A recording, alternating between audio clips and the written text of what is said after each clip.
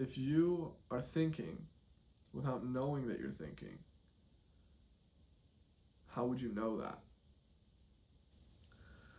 So I've had a lot of thoughts since making that last video. I was just kind of discussing the concept of kind of a repetitive internal monologue between me and me speaks to I who listens to me, and how it doesn't really make that much rational sense, but yet it seems that we're all doing it. I kind of wanted to build on that, but we'll see if I can articulate it in the way that I want. The main concept that I want to hit is that I think that we spend a lot of time in a dazed or dreamlike state without knowing that that's occurring. I kind of want to test this, right? So if this is true, that seems like some sort of crisis that we should take a look at. And if it isn't true, then it didn't hurt to take a look, right? To make sure it's not happening. I've kind of felt this dazed-like, dreamlike state for maybe the last 5 or 6 years, where the world just has felt a little bit different, and it's almost felt like I've been separated from my life more than I ever was before. So that's kind of my motivation for wanting to look into this a little bit. Could this be the culprit for that feeling? So I just wanted to quickly share an experience I've had multiple times before, and I'm curious if anyone else has experienced this, where essentially you wake up in the morning and you brush your teeth, shower, get ready for the day, you're about to leave, you step out the door and you wake up and you're like, what? You realize you didn't actually get up and get ready for the day. Now your alarm's going off and you have to get ready for real now.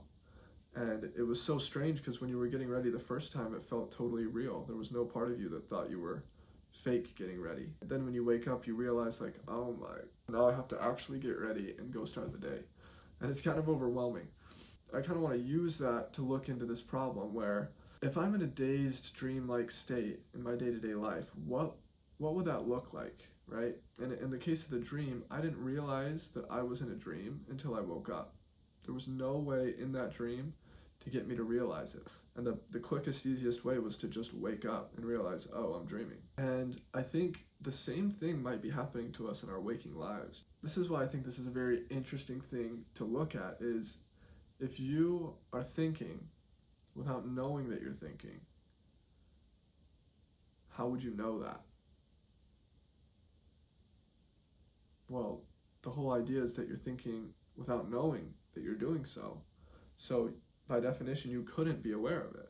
On the contrary, if you're thinking, but you're aware that you're thinking, then you could be aware of the fact that you're thinking, also by definition, right? And maybe this seems totally ridiculous, but this has been like boggling my mind. If you are dreaming and don't know you're dreaming, from your experience, you're living in the dream, right?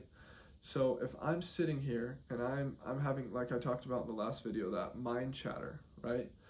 All these thoughts coming and going, and I'm letting them take me down these different paths.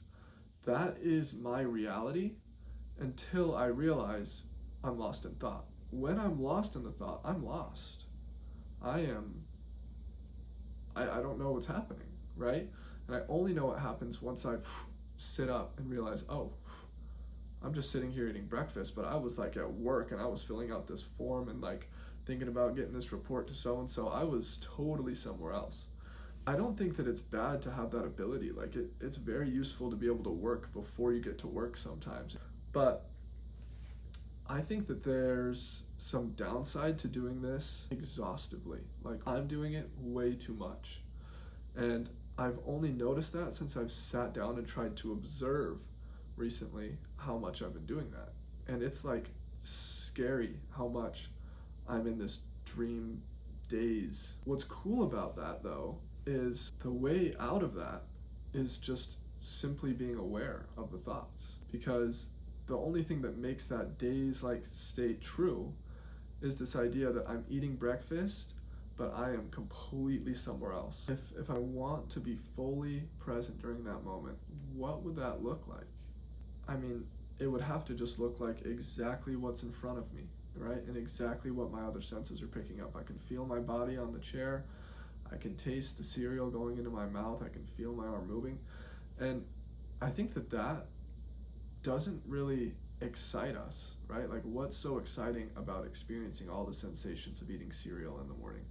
That's way less productive than planning out the meeting you're going to have later in your mind and all the points you're going to touch on, right? So from like an efficiency standpoint, maybe this is ridiculous, but from an experiencing your life while you still have it perspective, this might actually be really crucial.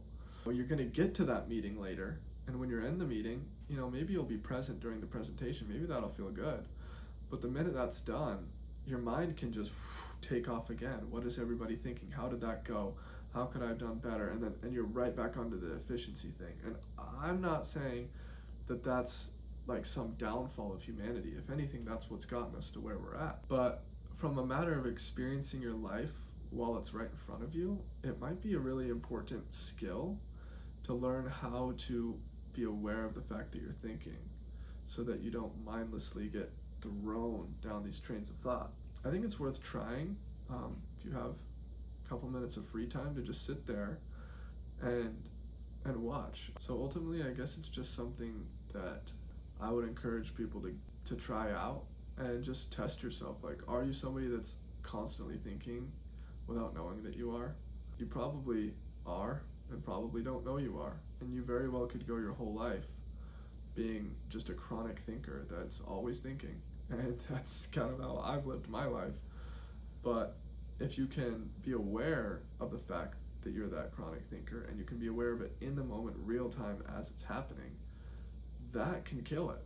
It doesn't seem like that big of a shift, but I think for the impact it could have on your life, it might make you way less productive at work, or it might make you way more productive and likable at work. I don't know. But it's just something I've been thinking about, and I'll probably build on it later as I've thought about it more. But anyway, thanks for tuning in. Peace out.